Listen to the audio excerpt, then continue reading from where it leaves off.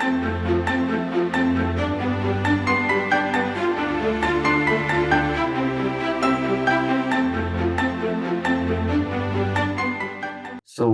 Good evening everyone. Welcome to minds academy, ఇది మన academy. ఈరోజు కొన్ని important Andhra Pradesh current affairs topics అనేవి మనం డిస్కస్ చేసుకుందాం డీటెయిల్డ్గా. అండ్ దానిలో ఫస్ట్ ఇంపార్టెంట్ టాపిక్ ఏంటంటే, ఈ ఎన్విరాన్మెంట్కి సంబంధించి ఆంధ్రప్రదేశ్ ప్రభుత్వం హనుమాన్ ప్రాజెక్ట్ అనేది తీసుకురావడం జరిగిందనమాట. మనం ఈ ఆర్టికల్లో ఈ హనుమాన్ ప్రాజెక్ట్ అంటే ఏంటి, ఇది లాంచ్ చేయడానికి మెయిన్ ఆబ్జెక్టివ్ ఏంటి, అండ్ దీంతో పాటు ఆంధ్రప్రదేశ్లో ఈ మానవ వన్యప్రాణుల సంఘర్షణ ఏదైతే ఉందో దాని గురించి కూడా మనం అర్థం చేసుకునే ప్రయత్నం చేద్దాం. దీన్నే ఇంగ్లీష్లో ఏమని పిలుస్తారంటే హ్యూమన్ వైల్డ్ లైఫ్ కాన్ఫ్లిక్ట్ అని పిలుస్తారనమాట. Human wildlife conflict. ఈ హ్యూమన్ వైల్డ్ లైఫ్ కాన్ఫ్లిక్ట్ ఏదైతే ఉందో ఇది రీసెంట్గా చాలా పెద్ద ప్రాబ్లంగా ఎమర్జ్ అవుతుంది అనమాట. పర్టికులర్గా ఏవైతే హ్యూమన్ హ్యాబిటేషన్స్ ఏవైతే ఉన్నాయో, హ్యూమన్ హ్యాబిటేషన్స్ కానీ, ఎక్స్పాన్షన్ ఆఫ్ అగ్రికల్చరల్ ల్యాండ్ కానీ, so expansion of area under agriculture కానీ, లేదంటే ఇన్ఫ్రాస్ట్రక్చర్ ప్రాజెక్ట్స్ కానీ. ఫర్ ఎగ్జాంపుల్ ఇన్ఫ్రాస్ట్రక్చర్ ప్రాజెక్ట్స్ గురించి మనం మాట్లాడుకుంటే ఈ రైల్వేస్ కానీ, లేదంటే రోడ్ నెట్వర్క్స్ కానీ, లైక్ హైవేస్ లాంటివి కన్స్ట్రక్ట్ చేయటం, ఈ పర్టికులర్గా ఈ ఫారెస్ట్ ఏరియాస్ నుంచి కన్స్ట్రక్ట్ చేయటంలో, రైట్. సో ఫారెస్ట్ ఏరియాస్లో ఈ రైల్వేస్, రోడ్ ఇట్లాంటి ఇన్ఫ్రాస్ట్రక్చర్ డెవలప్మెంట్ ప్రాజెక్ట్స్ కన్స్ట్రక్ట్ చేయటం, లేదంటే ఈ హ్యూమన్ హ్యాబిటేషన్స్ అనేవి పెరగటం కానీ ఈ ఫారెస్ట్ ఏరియాలో, అండ్ దాంతోపాటు ఈ అగ్రికల్చర్ ల్యాండ్ ఏదైతే ఉంటుందో అది ఈ ఫారెస్ట్ ఏరియాస్లోకి ఎక్స్పాండ్ అవటం వల్ల కానీ, సో ఇలాంటి కారణాల వల్ల రీసెంట్ టైమ్స్లో ఈ హ్యూమన్ వైల్డ్ లైఫ్ కాన్ఫ్లిక్ట్ అనేది ఎక్కువగా ఇన్సిడెంట్స్ జరుగుతున్నాయి అన్నమాట. ఈ హ్యూమన్ వైల్డ్ లైఫ్ కాన్ఫ్లిక్ట్లో ఎయిదర్ ఈ మనుషులకి గాయాలవటం కానీ, లేదంటే చనిపోవటం కానీ జరుగుతుంది. అండ్ ఇదే కాన్ఫ్లిక్ట్లో ఈ వైల్డ్ లైఫ్ని కూడా చనిపోవటం జరుగుతుంది. చాలా ఎక్కువ డ్యామేజ్ అనేది జరుగుతుంది అనమాట. అయితే దీని అంతటికీ మెయిన్ రీజన్ ఏంటంటే ఈ హ్యాబిటాట్ ఫ్రాగ్మెంటేషన్ అంటారు దీన్ని. హ్యాబిటాట్ ఫ్రాగ్మెంటేషన్ అనమాట. సో ఈ హ్యాబిటాట్ ఫ్రాగ్మెంటేషన్ అనేది మెయిన్గా ఎందుకు జరుగుతుంది అంటే డీఫారెస్టేషన్ వల్ల హ్యాబిటాట్ ఫ్రాగ్మెంటేషన్ జరుగుతుంది అనమాట. సో ఫర్ ఎగ్జాంపుల్ మనం ఒక రోడ్ కన్స్ట్రక్ట్ చేసిన, లేదంటే హైవే లాంటి ఇన్ఫ్రాస్ట్రక్చర్ డెవలప్మెంట్ ప్రాజెక్ట్స్ కన్స్ట్రక్ట్ చేసిన, రైల్వేస్ కన్స్ట్రక్ట్ చేసిన, వీటన్నిటి వల్ల జనరల్గా ఏమవుతుందంటే మనం అక్కడ ఉన్నటువంటి ఫారెస్ట్ని ఫ్రాగ్మెంట్ చేస్తున్నాం. ఫ్రాగ్మెంట్ చేయటం వల్ల చాలా ఎక్కువగా ఈ హ్యూమన్ వైల్డ్ లైఫ్ కాన్ఫ్లిక్ట్ అనే ఇన్సిడెంట్స్ అనేవి జరుగుతున్నాయి అన్నమాట. ఇప్పుడు కొన్ని స్టేట్స్లో చూసుకుంటే ఎలిఫెంట్స్ అనేవి ఈ ట్రైన్స్ ఢీకొట్టడం వల్ల చనిపోవడం, ఇట్లాంటి న్యూస్ ఆర్టికల్స్ మనం చూస్తూనే ఉన్నాం. అండ్ దాంతోపాటు ఎలిఫెంట్స్ దాడిలో మనుషులు చనిపోతున్నారని చెప్పేసి ఆ న్యూస్ కూడా మనం చూస్తూనే ఉన్నాం. అయితే ఆంధ్రప్రదేశ్లో కూడా ఇలాంటి మానవ వన్యప్రాణుల సంఘర్షణ అనే కాన్ఫ్లిక్ట్ అనేది ఖచ్చితంగా ఉందన్నమాట. అయితే మన ఆంధ్రప్రదేశ్కి ఉప ముఖ్యమంత్రి మరియు అటవీ మరియు పర్యావరణ శాఖ మంత్రి అయినటువంటి పవన్ కళ్యాణ్ గారు మార్చి 3, 2026 తారీఖున విజయవాడ సమీపంలో ఉన్నటువంటి మంగళగిరిలో ఒక కొత్త ప్రాజెక్ట్ అనేది లాంచ్ చేయడం జరిగిందనమాట. ఈ ప్రాజెక్ట్ ముఖ్యంగా ఆంధ్రప్రదేశ్లో ఉన్నటువంటి మానవ మరియు వన్యప్రాణుల సంఘర్షణ ఏదైతే ఉందో ఆ సంఘర్షణని తగ్గించడానికి ఉపయోగపడుతుంది అనమాట. అండ్ ఈ ప్రాజెక్ట్కి ఏమని పేరు పెట్టారంటే హనుమాన్ అనే పేరు పెట్టడం జరిగిందనమాట. దీన్నే ప్రాజెక్ట్ హనుమాన్ అని కూడా పిలుస్తారనమాట.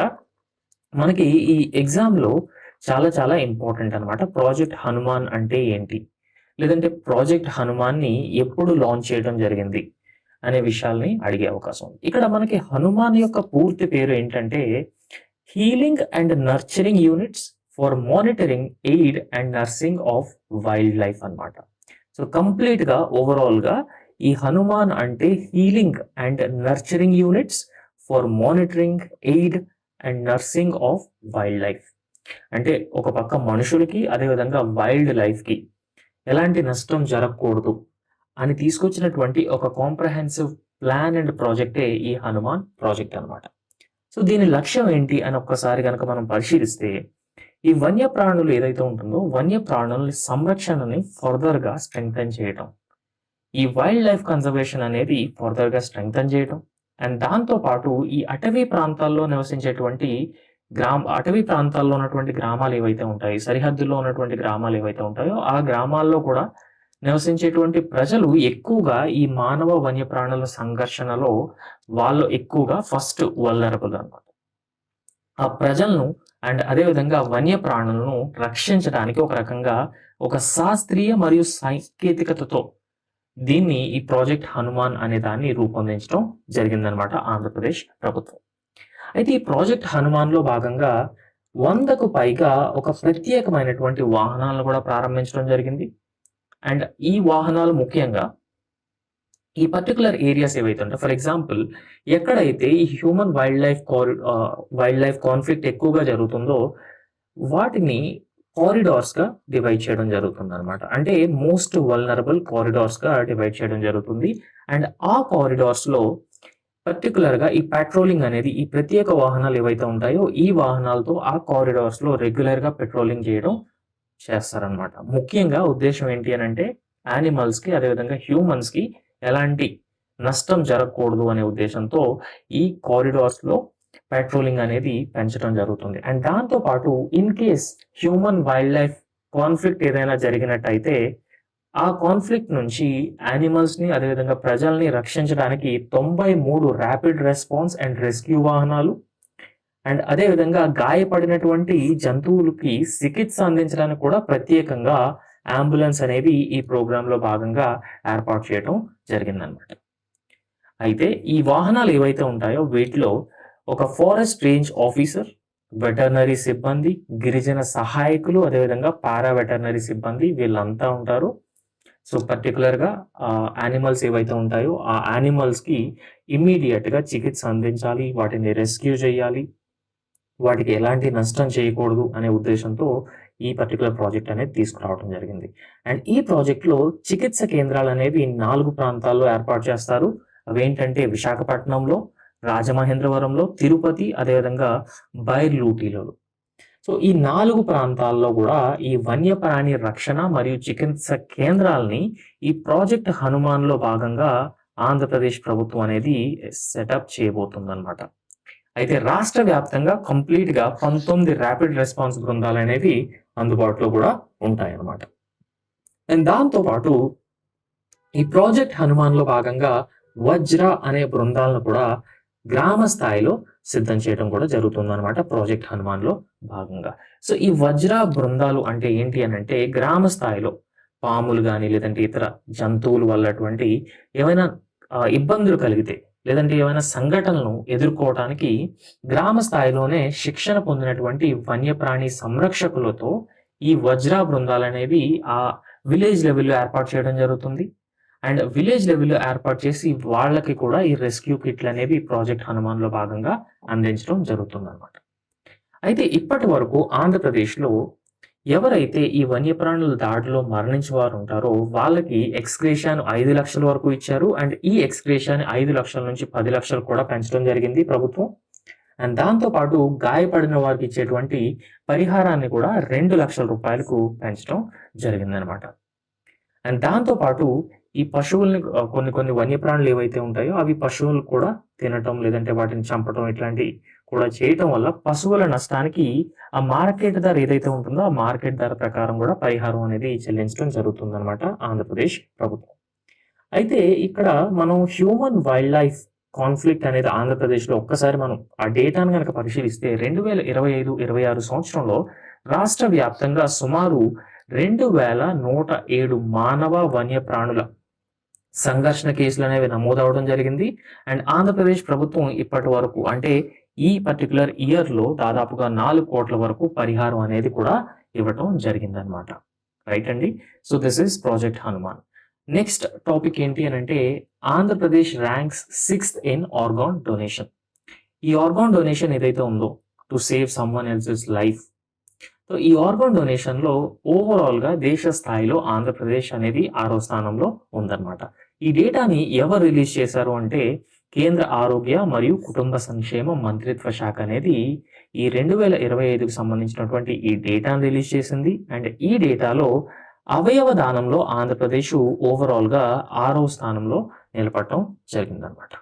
అయితే పర్టికులర్గా ఒక ఆర్గనైజేషన్ ఉంది, అదేంటంటే national organ and tissue transplant organization అనమాట.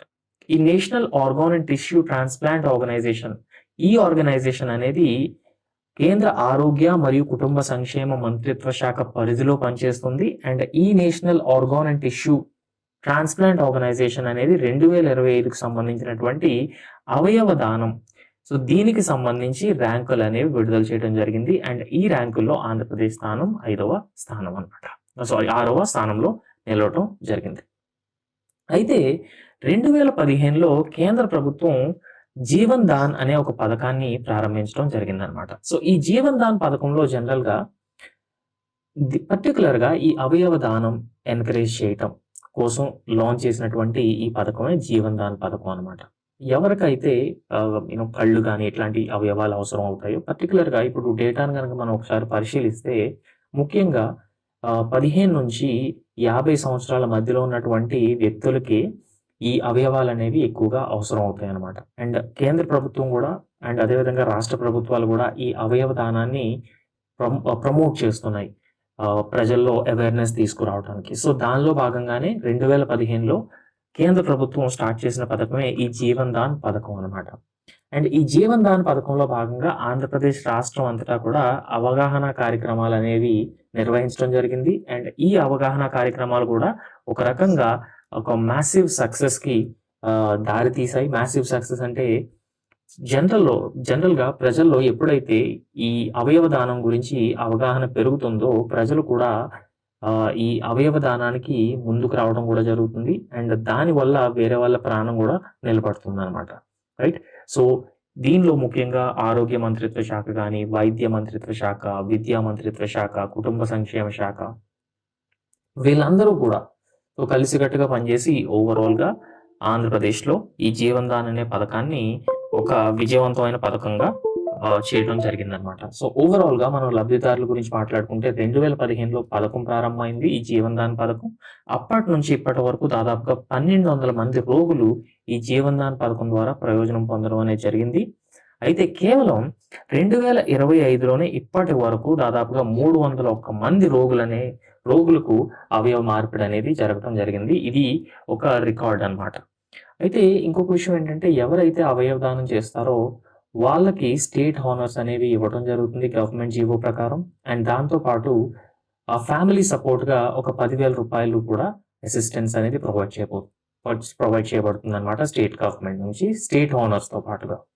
అయితే స్టేట్ గవర్నమెంట్ ఈ 10,000 రూపాయలని 1,00,000 రూపాయలకి పెంచాలని కూడా ఒక ఆలోచన అనేది చేస్తుంది. అయితే ఇప్పటి వరకు అది పెంచినట్టు ఎట్లాంటి డెసిషన్ కూడా తీసుకోలేదు స్టేట్ గవర్నమెంట్, రైట్ అండి. ఇది అవయవ దానంలో ఆంధ్రప్రదేశ్ యొక్క ర్యాంకు దేశ స్థాయిలో.